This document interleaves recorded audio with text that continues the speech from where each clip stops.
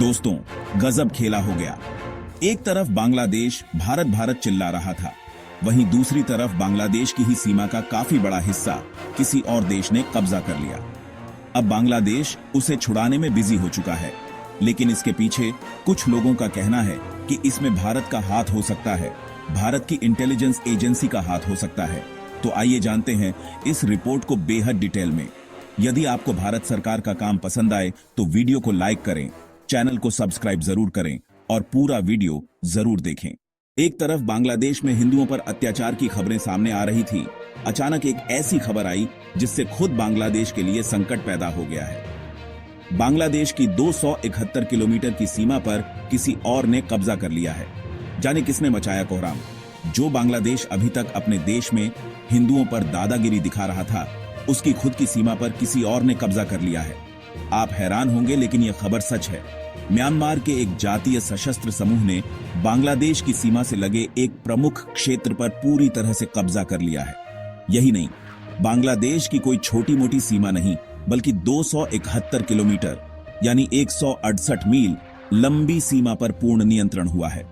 AP agency में छपी एक रिपोर्ट के मुताबिक म्यांमार की सेना से लड़ने वाले सबसे शक्तिशाली जातीय अल्पसंख्यक सशस्त्र समूहों में से एक ने रणनीतिक पश्चिमी शहर मंगड़ो में अंतिम सेना चौकी पर कब्जा करने का दावा किया है, जिससे बांग्लादेश के साथ 57 किलोमीटर यानी 35 मील लंबी सीमा पर पूर्ण नियंत्रण प्राप्त हो गया है। अराकान सेना द्वारा कब्जा करने से समूह का रखाई राज्य के उत्तरी भाग पर नियंत्रण पूरा हो गया है। रोहिंग्या खौफ में हैं। अराका सेना द्वारा रखाई राज्य पर कब्जा करने और बांग्लादेश के साथ 271 किलोमीटर लंबी म्यांमार सीमा पर पूर्ण नियंत्रण की खबरों के बीच कॉक्स बाजार में स्थानीय लोग और रोहिंग्या डरे हुए हैं। सुरक्षा चिंताओं के कारण टेकनाफ उपजिला प्रशासन ने कल नाफ नदी पर यातायात पर प्रतिबंध लगा दिया, जो टेकनाफ और म्यांमार क्षेत्र के बीच बहती है। अराकान आर्मी ने किया कब्जा। अराकान आर्मी द्वारा मंगलवार देर रात जारी एक बयान में कहा गया कि समूह ने रविवार से मंगडो के पूरे क्षेत्र पर पूरी तरह से नियंत्रण कर लिया है। एक ऐसा जिला जहां पिछली जनगणना के अनुसार 1,10,000 से अधिक लोग रहते हैं। अराकान सेना के प्रवक्ता खिंग थुका ने सोमवार देर रात एक अज्ञात स्थान से टेक्स्ट संदेश के माध्यम से एसोसिएटेड प्रेस को बताया कि उनके समूह ने रविवार को मंगडो में अंतिम बची सैन्य चौकी पर कब्जा कर लिया है। चौकी कमांडर ब्रिगेडियर जनरल थुरिनटून को युद्ध से भागने का प्रयास करते समय पकड़ लिया गया है। अब अगला क्या है?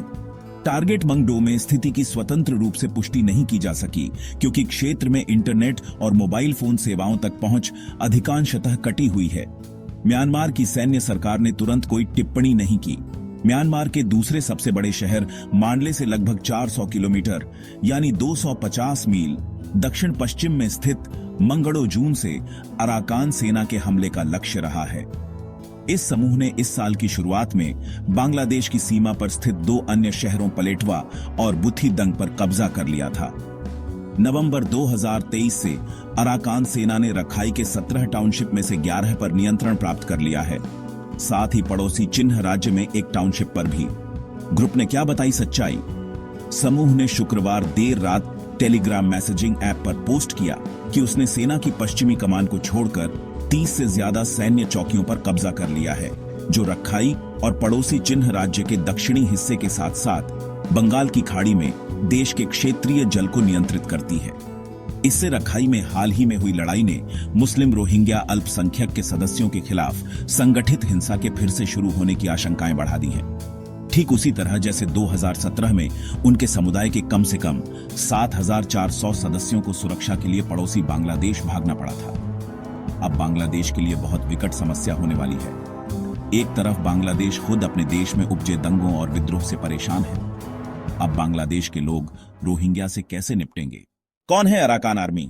अराकान आर्मी जो रखाई राज्य में बौद्ध रखाई जातीय समूह की सैन्य शाखा है, जहां वे बहुसंख्यक हैं और म्यांमार की केंद्रीय सरकार से खुद का शासन चाहते हैं। रोहिंग्या कई पीढ़ियों से म्यांमार में रह रहे हैं, लेकिन देश के बौद्ध बहुसंख्यक में से कई लोग, जिनमें रखाई अल्पसंख्यक के सदस्य भी शामिल हैं, उन्हें बांग्लादेश से अवैध रूप से पलायन करने वाला मानते हैं।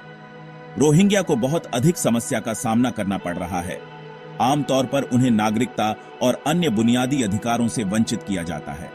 भारत और बांग्लादेश के बीच 4,996 किलोमीटर लंबी सीमा दुनिया की 5वीं सबसे लंबी अंतरराष्ट्रीय सीमा है, जो पश्चिम बंगाल, असम, मेघालय, त्रिपुरा और मिजोरम से जुड़ती है। यह सीमा ऐतिहासिक, सांस्कृतिक और राजनीतिक दृष्टि से अत्यधिक संवेदनशील है।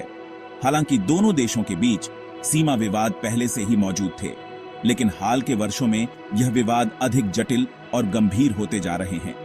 बांग्लादेश से बड़ी संख्या में लोग अवैध रूप से भारत में घुसपैठ करते हैं। आंकड़ों के अनुसार 2020 तक करीब 2 करोड़ बांग्लादेशी भारत में अवैध रूप से रह रहे थे। यह घुसपैठ सीमा पर सुरक्षा के लिए बड़ा खतरा बन गई है। दोनों देशों के बीच चर भूमि यानी ग्रेजिंग लैंड के उपयोग को लेकर विवाद है। खास तौर पर असम और मेघालय की सीमा पर यह समस्या अधिक देखने को मिलती है। स्थानीय किसान और चरवाहे अक्सर सीमाई क्षेत्रों में झगड़ों का कारण बनते हैं। भारत और बांग्लादेश के बीच गंगा, तीस्ता, ब्रह्मपुत्र और बराक जैसी प्रमुख नदियां बहती हैं। तीस्ता नदी के पानी के बंटवारे को लेकर विवाद लंबे समय से चल रहा है। तीस्ता नदी का 75% पानी बांग्लादेश में बहता है, लेकिन भारत इसे पश्चिम बंगाल और सिक्किम के लिए महत्वपूर्ण मानता है। 2011 में दोनों देशों ने एक जल बंटवारा समझौते का मसौदा तैयार किया, लेकिन पश्चिम बंगाल सरकार की आपत्तियों के कारण यह लागू नहीं हो सका। भारत का सिलीगुड़ी कॉरिडोर, जिसे चिकन नेक कहा जाता है, भारत और बांग्लादेश के बीच एक संवेदनशील भूभाग है। यह क्षेत्र भारत के पूर्वोत्तर राज्यों को देश के बाकी हिस्सों से जोड़ता है। बांग्लादेश के साथ सीमा पर अस्थिरता से इस क्षेत्र की सुरक्षा को खतरा हो सकता है। भारत बांग्लादेश सीमा पर सबसे बड़ी समस्या तस्करी है।